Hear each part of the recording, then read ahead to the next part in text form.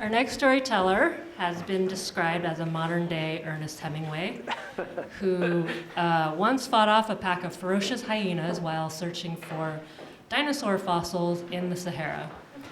And he wants you to know that it's totally true. His story is called Amazing Grace. Amazing Grace.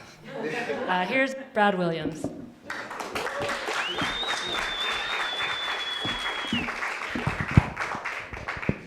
Hello, everyone. So, in 2012, I traveled to Peru as a Peace Corps volunteer in the business development program. The town I lived in was called San Miguel, and it was about 4,000 people. It was located in the northern Sierra. You could walk across it in about 10 minutes, and I knew everyone there within a week. That was about it. I also lived with a host family. My host family was quite large. It was 7 people. There was Lala, my host mom, Segundo, my host father, their children, Cynthia, John, and Ronnie, Ronnie's wife, Millie, and their daughter, Yakori. And I brought the grand total to 8. And I was the first Peace Corps volunteer they'd ever had, and suffice it to say, when I showed up, it was pretty surprising to see me at the door.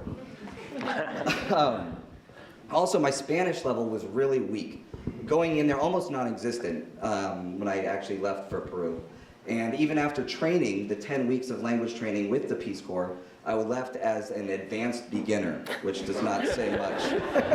It's a nice way of saying you still really suck. So, like, I'd have conversations for the first month or so with my host mom, where she would say, "Oh, who are you going to see today? What are you going to do?" I'd say, see. It's like, no, where are you going? See. She'd say, okay. And that was the extent of the conversation. Peru is also a really religious country. Most of Peruvians are Catholic, and my host family was no different. They did the regular customs that Catholics do, or a lot of Catholics do. They go to Mass on Saturday nights, they go to church on Sundays. And this was really different from my upbringing, because the only experience I really had growing up with religion or going to church was on Christmas Eve to sing carols. So there wasn't a lot going on there. Another custom my family practiced was saying grace before dinner every night. And so 2 weeks into my service, I'm at my house with the host family, and it comes around 7 o'clock. Everyone gathers at the kitchen table. Now, this kitchen table is about 4 feet in diameter, and there's 8 of us. So it's elbow to elbow eating, really chaotic. I'm just trying to keep up with everything. And amongst that, while the food's being said, I'm trying to figure out what people are talking about. My host mom sits down, food's at the table. She says, "Brad, why don't you say grace for us tonight?" And I was like, oh. I thought about it, and I was like, well, how am I going to get out of this? Because I don't know a grace in English, let alone Spanish. I never said grace. I didn't want to look like a godless heathen in front of my host family. I'm trying to impress them. We're 2 weeks in.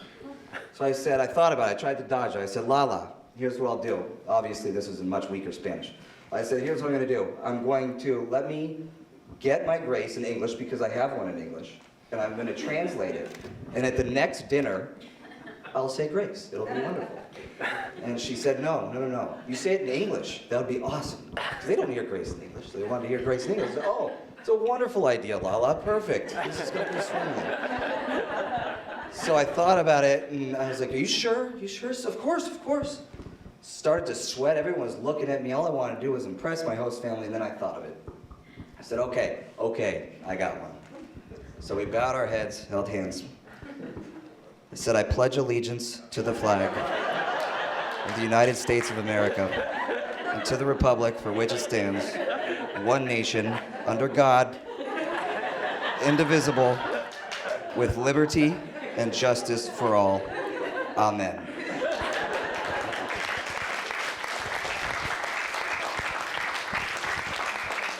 And I looked up, and my host family started to look up, and I tried to get a read on them, blank. I don't know if that worked or not, I can't tell. I looked over to Lala. Lala said, "Qué lindo, Brad. Muchas gracias." And I thought to myself, you're right, Lala, that was beautiful. And the dinner was great that night.